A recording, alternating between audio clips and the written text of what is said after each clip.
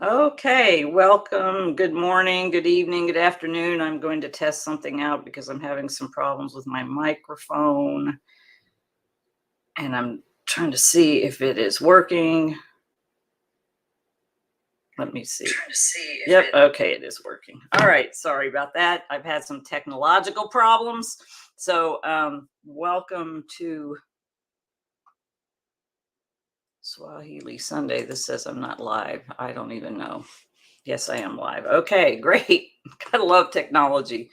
I'm glad that I'm somewhat technologically able to handle things. Let me see. I think I'm going to go live on Instagram as well. Let me just go live right here and see how that will work. Okay. All right. Good morning. Welcome to Swahili Sunday, or good evening, good afternoon. If you're listening after the fact, thank you so much for listening. Before I get into what I want to share about today, which is going to be a little I keep having these journeys in life, and I always feel led to share them because I'll explain all that in a little bit. But what I want to do, if you're on Instagram, you're not going to be able to see this, but I want to see if I can share with you the farm. The Pastor Hezron up there gave me a. Let's see, is it sharing? Yes, I want to share the entire screen. Okay, it's not, it's, okay, I'll do this then. I want to share this tab, and we're going to go here. All right, so yeah, you've heard me talk about the farm. I posted a picture about that. If you're on Instagram, you can't see this, but you can see it on Facebook. I have actually posted the photo on one of the Instagram posts.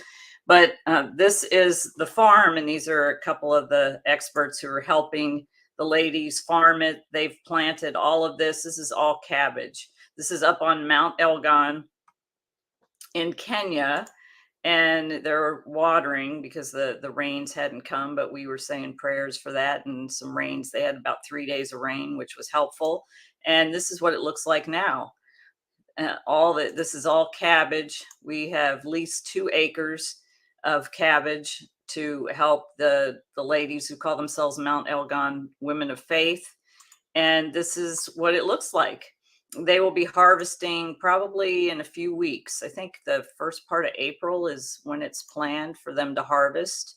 But you can see the cabbage is growing, and we're going to grow onions next. So we actually have a successful little farm operation going, helping about 15 women up in Mount Elgon, but it's also going to help feed our ladies in Kipsongo at a very reduced rate, and numerous other people. So we plan to expand this, and we have some great help that's teaching us the proper things to do. And you can see that it just looks amazing. I wish I was up there to be part of it. One thing to note, you see the color of the soil there. That's the way it is in Kenya.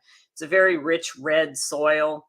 And one thing I notice about food that I've eaten there is that it is amazingly, gosh, the flavor of everything there is just amazing, just wonderful, fantastic. When you taste something, it's not GMO'd, obviously, so you get the real flavor of the food no matter what it is.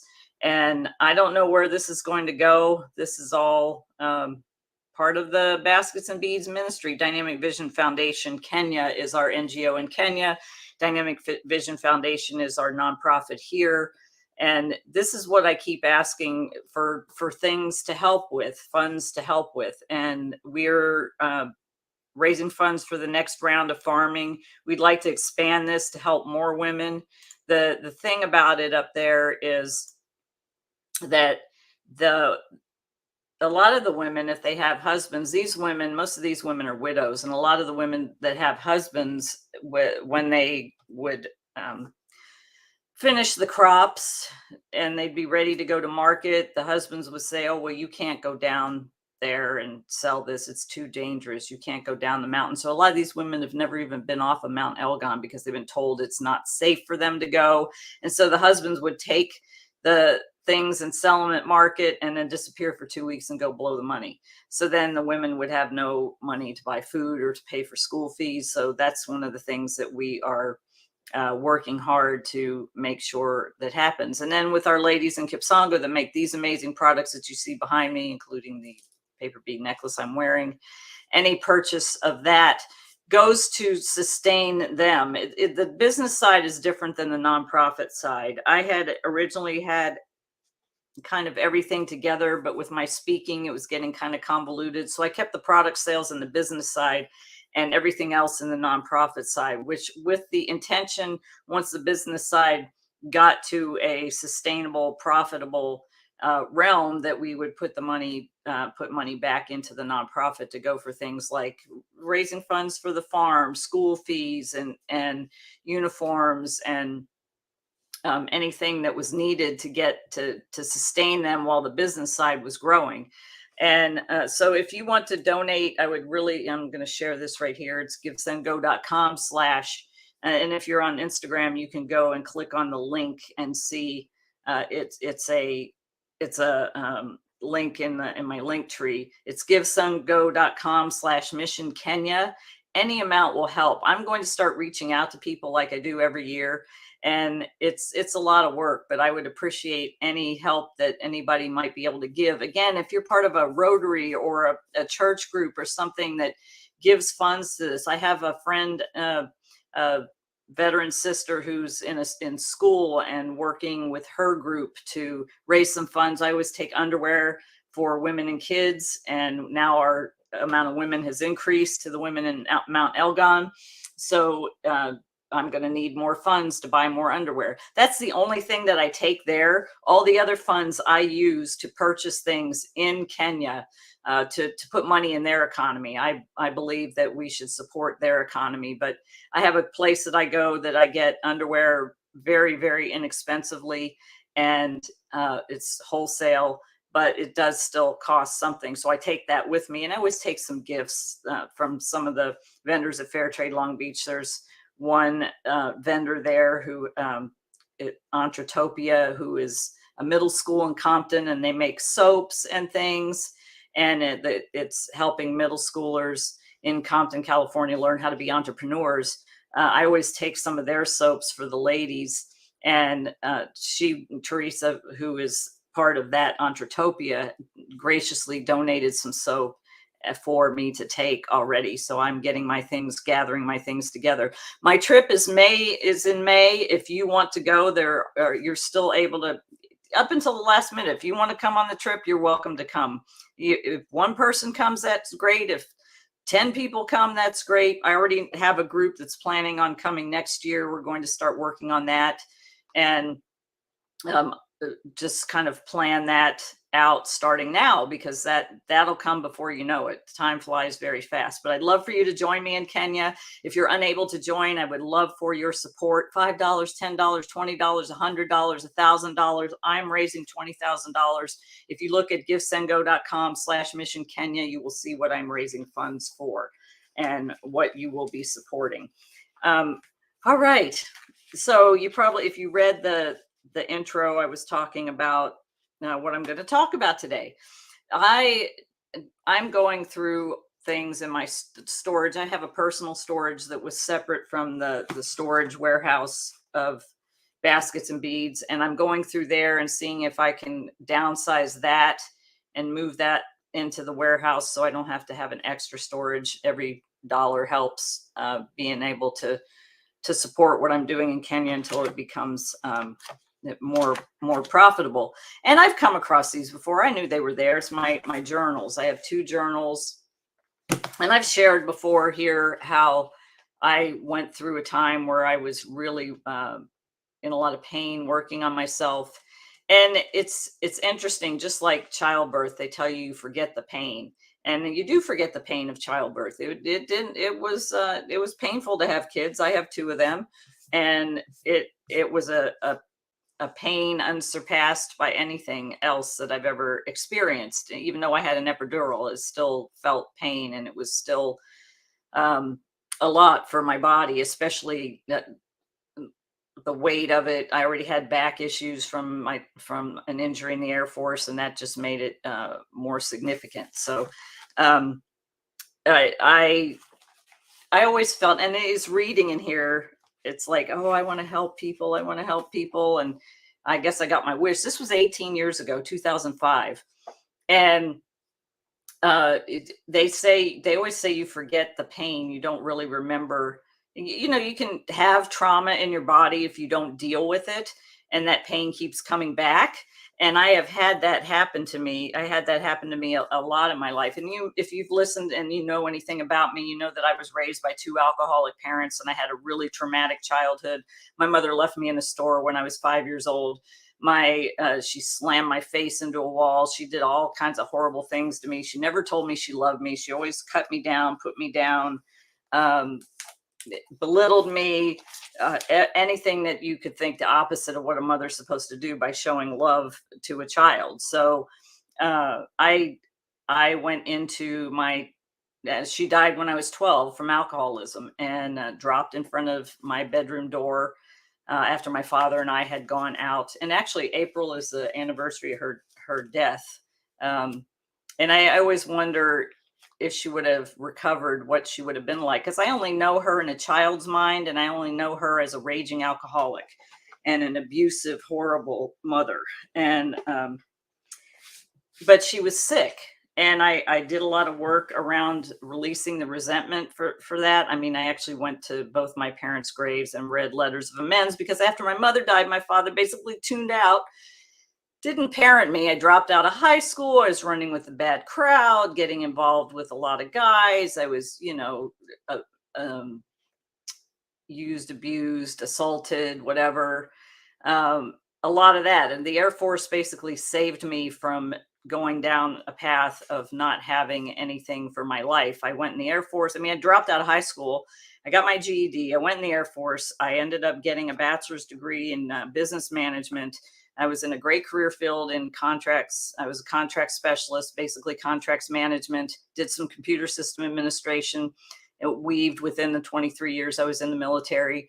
And so I set myself up for being able to have a great career, because when the military went more commercial, they needed people like me who understood the federal acquisition regulation to be able to handle government contracts. And because of COVID, basically almost tanking the baskets and beads business, and we're still working on recovery, but we have a good plan for this year. And I think we're going to finally get back to beyond the level that we were at before COVID. But I ended up taking a corporate job. So I worked for a defense contractor doing the thing that I did in the military. And it's something that it's something that I'm very good at. I know how to do it. It's easy, but it's a lot of work because we've lost a lot of people at work. But that's what led me to write my book, Think Like a Negotiator, and start speaking and training on negotiation. I do still speak and train on that. So if you have an organization, and I weave the story of baskets of beads in there, so you can hear that story along with learning some great negotiation strategies if you are so inclined, if you need somebody to come and do that. I actually have a couple speaking engagements on the books. I don't do a lot of work to promote that because my main passion is this, but I also do a self-leadership training. And why do I do this? What is self-leadership, and why do I do that training? I do that to share my story and help people be able to get beyond the effects of growing up. And I grew up basically in a lifetime of chronic trauma, because I went from my parents to bad relationships, bad choices in relationships. And then even if I met somebody who was a very nice, decent man, I was too broken in order to really enjoy that. So I hit my rock bottom probably 2005. August 2005 is when I hit my rock bottom. I was in a relationship with someone. It was a very unhealthy relationship. And I had already been doing some counseling at the VA because of different things, and realizing that I had stuffed my feelings all my life to survive being a child of an alcoholic. If you have ever grown up in alcoholism or addiction, you know that that is a very chaotic and traumatic existence. And in order for me to survive that, I would just stuff my feelings. And I learned that uh, I had a feeling because the feelings come, but what did I do with it? And when I started thinking about that and working through that, I was starting to feel my feelings. Well, then at that time, the individual I was in a relationship and a business with left me for somebody else, cut me out of the business, was very, very, I guess I didn't realize how horrible he was to me. And, you know, I was broken in my own side of the street, but he had his own issues and he perpetuated that. And just really, I didn't really realize how much until till I started reading my journals about all the pain I was in, and the things that were going on, and how he was coming and going. And it was almost like I was reading a story about somebody else. I'm like, who is this woman and why is she such an idiot? Why doesn't she wake up and see what's going on? I'm like, wait, that's me. Why didn't I do that? And oh gosh, I had some notes. Hang on, let me get my notes because I want to make sure I address those points. Um,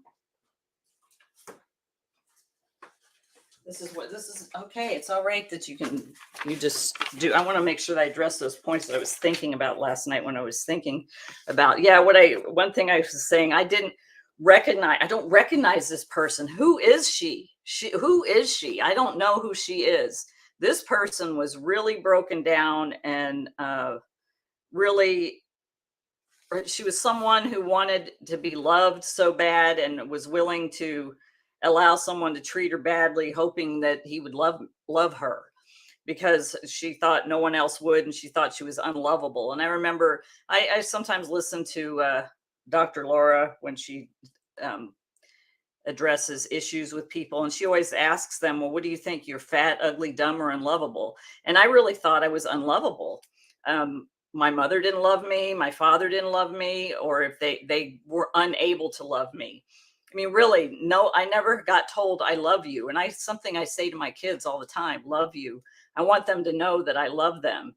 And oh gosh, I was so broken. I wish I would have gone through this healing before I had kids, because they had to experience that. And I actually told my son the other day, and I'm going to tell my daughter when I see her in person, how sorry I was. I mean, I made amends to them back then, but rereading it and seeing how messed up I really was and how hurt. I mean, it wasn't like, I was just so hurt and so full of pain that I couldn't function as a human being. I'm surprised that I was able to get up and go to work every day, just reading all the pain that I was going through. I will say that I guess, I was willing to put up with a lot just to have what I thought was love. But the problem was I didn't love myself. So I thought I was unlovable because I didn't love me. And that's what I teach in self leadership. So if you're listening right now and you're thinking about that, I want you to ask or write down what is it, at least one thing you absolutely love about yourself today. Just one thing. If it's hard, you need to probably do that every day and add a thing or two every day. Let me tell you something I absolutely love about myself. As I'm sitting here looking at the screen, I love my hair. I am so grateful that I decided to let my hair go and not color it anymore. I just love my hair.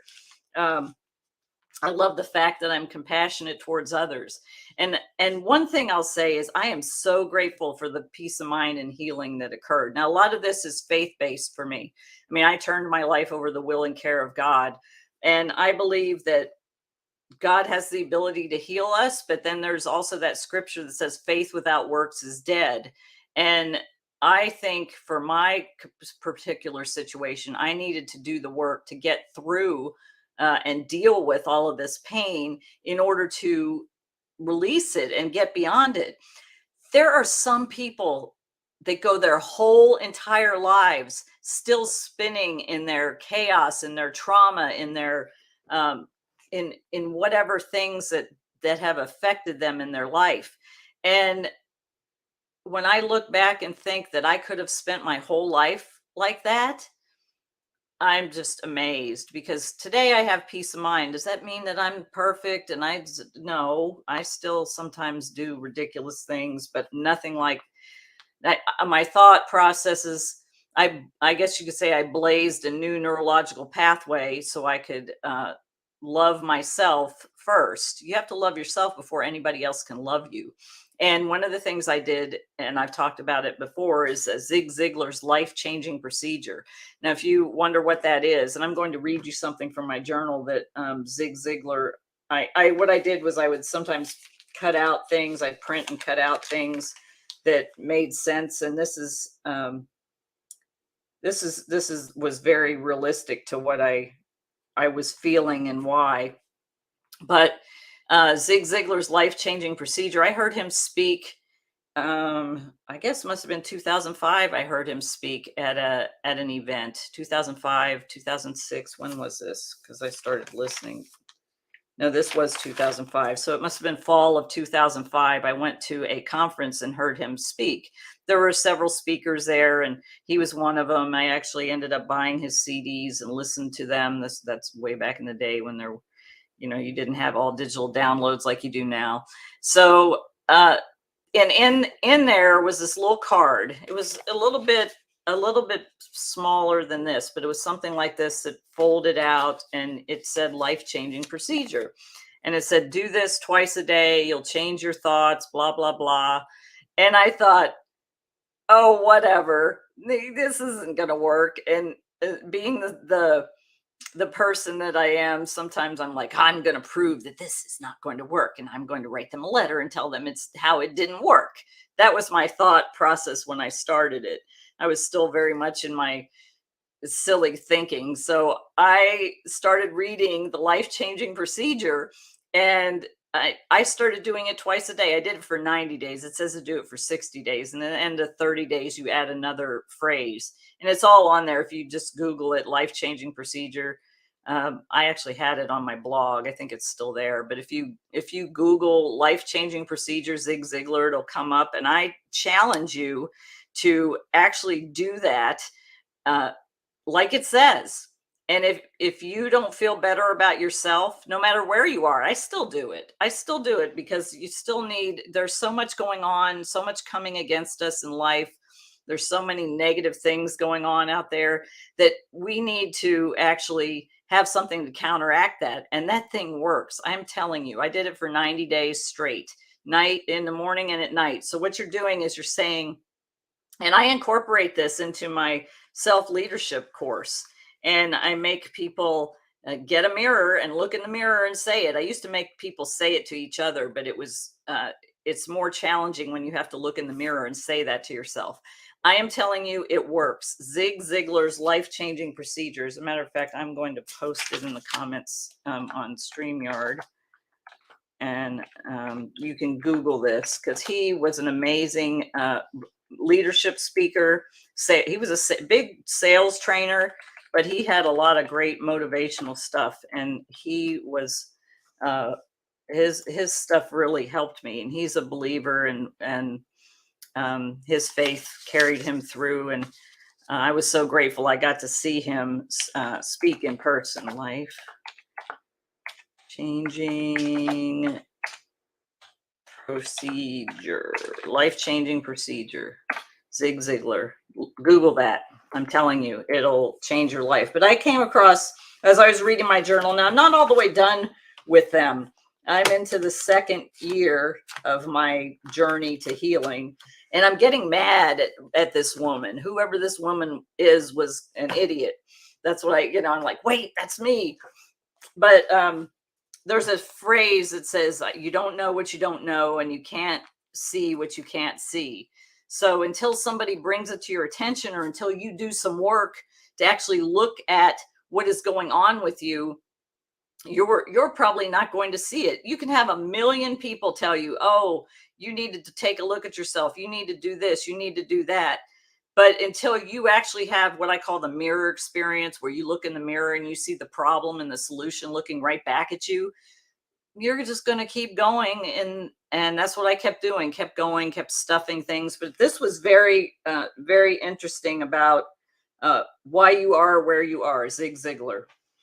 Many years ago, as a young aspiring speaker, I heard an older speaker who was quite philosophical say that you are where you are because that's exactly where you want to be. I thought about this statement, decided it was the wisdom of the ages, and verbalized it on my own presentations, in my own presentations.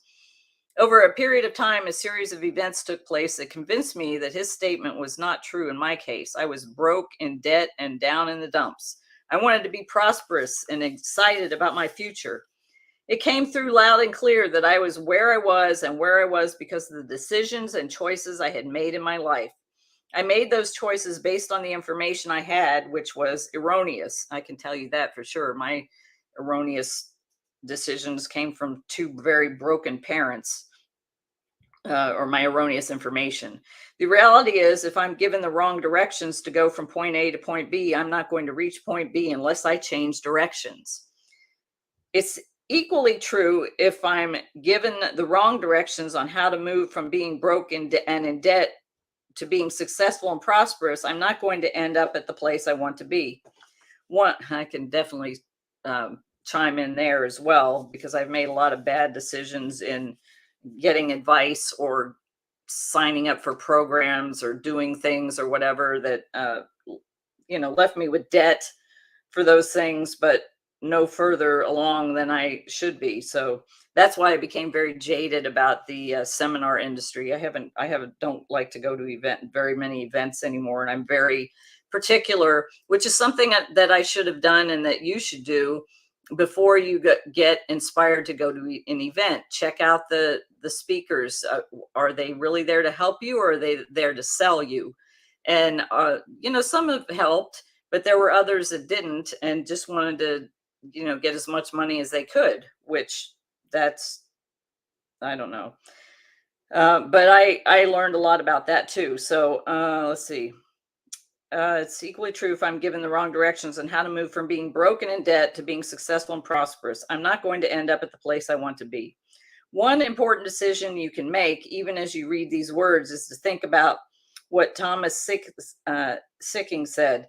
You're not the product of a broken home, a devastated economy, a world in the upheaval of war, a minority group, a family of drunkards, or a poverty-ridden neighborhood. You are the product of your own thinking process, and whatever you're thinking about today is the cornerstone of your tomorrow. I'm going to read that again, because that's very profound. Because I was from a family of drunkards. So you're not the product of a broken home, a devastated economy, a world in the upheaval of war, a minority group, a family of drunkards, or a poverty-ridden neighborhood. You are the product of your own thinking process, and whatever you're thinking about today is the cornerstone of your tomorrow. If someone else has abused you in the past, it's okay to give them credit for fouling up your past, but do not give them permission to ruin your present and your future. I'm going to read that one again too. If someone else has abused you in the past, it's okay to give them credit for fouling up your past. You can't change the past, by the way.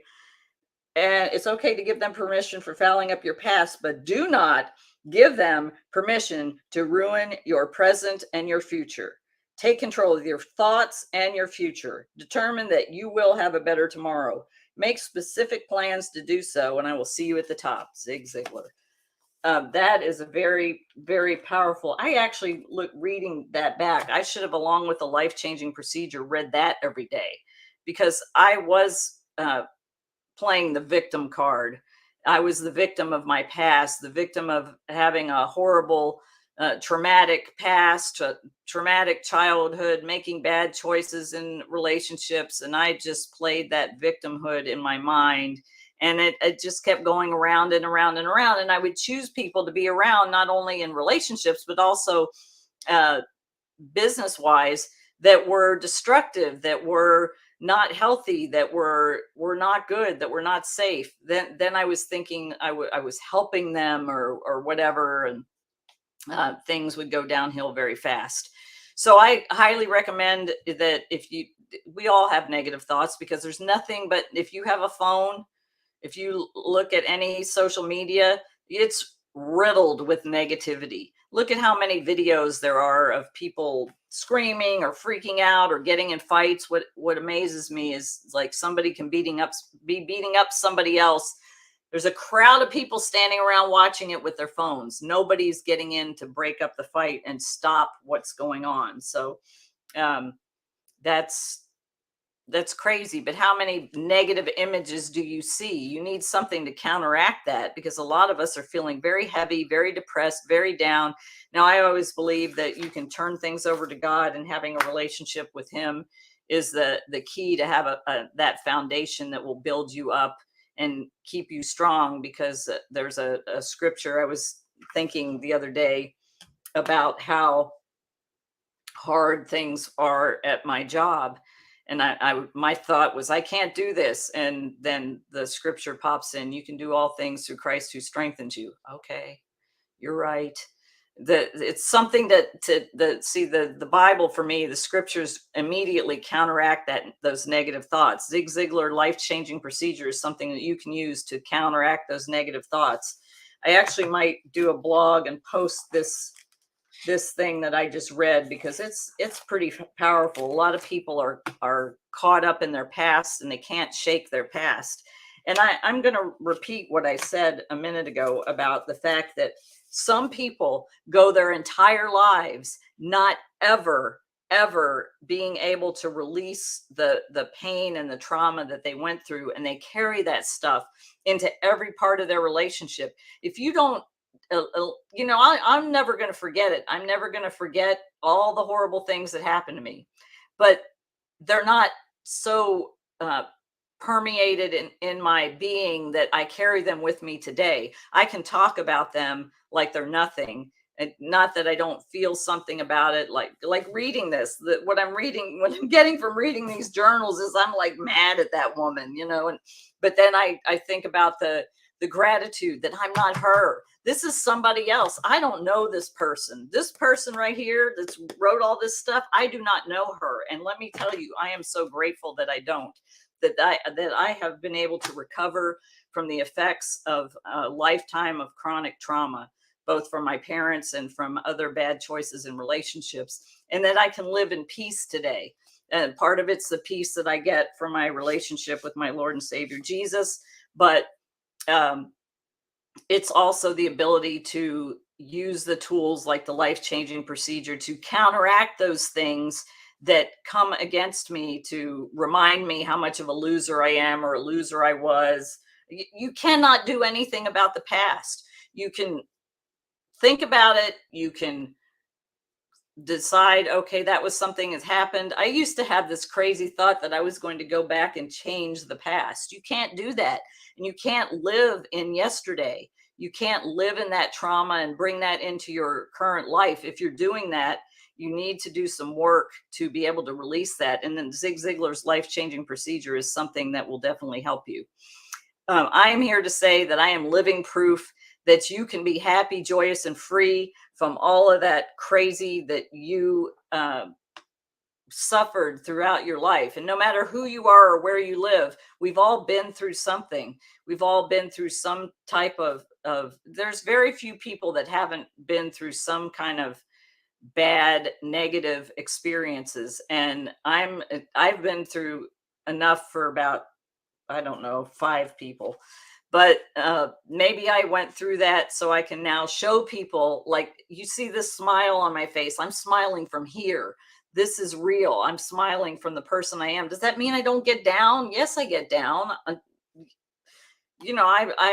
I live alone with a dog and 2 cats. Like, this is not where I thought my life would end up, but I am so happy to be serving and working side by side with the women in Kenya to help them become empowered, so not only they can have a better life, but their children can have a better life too.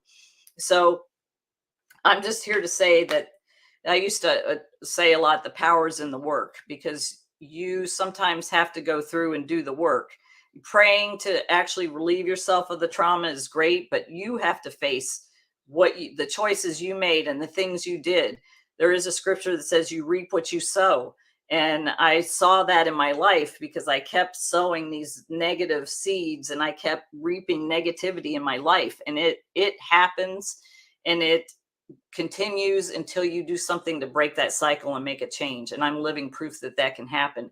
And I pray that if you have not reached that point in your life, that you do something to change that trajectory so you don't live the rest of your life like that. I used to be like, oh, why didn't I learn this sooner? I really wish I would have learned it and worked on myself before I had kids. But you can't make a choice, I guess, when you actually know what you don't know and see what you don't see. I finally know what I went through. I saw it. I did something to heal from it, and then I have changed that whole trajectory in my life. For those of you listening on Instagram, that you're just joining after the fact, I'm going to post this so you can listen to the whole replay if you want. And then obviously everybody else here on Facebook, LinkedIn, and YouTube, you'll be able to, if you came in late, you'll be able to go back and listen to the replay as well. I highly recommend, like I said, Zig Ziglar's Life-Changing Procedure. And also I will later, I will post, I think I'll post this in a blog post, because this is a very powerful read that I think that if anybody's suffering from something in their past, this is a good reminder that you can honor it. Like, yeah, okay, my parents jacked me up, but that doesn't mean I have to bring that into today and stay jacked up. And I'm living proof that you can recover from that. I know I've said that several times, but what I really want from anybody who has not recovered from the effects of whatever's happened in your life. I mean, I was assaulted in the military as well. I had, my parents were horrible to me. And then I made other choices in relationships that caused me to, be treated badly or abused or whatever. I had all of that, and I've overcome that. And I am happy and peaceful inside. And now that I'm looking, I need to get on the road and go to church. So, I hope you all have a great day. Please visit the givesendgo.com/mission Kenya. And for you on Instagram, it's in the link tree. You can click right to it and make a small donation of any amount. Maybe you're like, oh, I don't have anything. Well, instead of maybe getting a Starbucks, put $5 towards it. Every little bit helps, and it will help the women in Kenya. All right, everybody. I hope you have a great day. See you soon. Nakupenda.